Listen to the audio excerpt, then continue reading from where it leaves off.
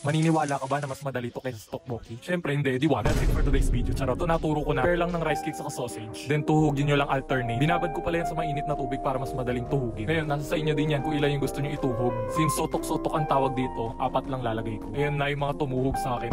Tinuhog ko pala. After nun, piprito lang natin siya sa oil. Hanggang maging sticky lang yung rice cake. Malalaman yung luto na yan pag dumidikit na siya sa katabi niya. At may kausap ng iba. Charis, sa maliit na bowl, gagawa tayo ng sauce niya. You need sugar, soy sauce, ketchup, saka... Ano ba yun? Tagal lumabas sa video eh. Away si Self. Ayan, natapon tuloy. Gochujang pala, then water, para madaling ma-mix. Lalagyan nyo din yan ng garlic, kayo bahala kung gaano kadami. Yung ginamit ko garlic press tawag dyan. Baka hindi nyo lang alam, di ba? Ngayon, lulutuin na natin yung sauce. Naglagay lang akong water para hindi masunog before ilagay yung sauce. Tapos wait mo lang pakuluin ng kaibigan mong backstabber yung dugo mo. And then, ayan, ipahid nyo lang yung sauce sa mga prinito nyo kanina. Hiniwa ko pala yung sobra sa gilid ng rice cake para maganda tingnan. Then, sesame seeds. Ayan, tapos na. Lafang na tayo. Promise, sobrang sarap nito. Di ko na nga alam na naka-on pa yung camera dyan eh. Follow for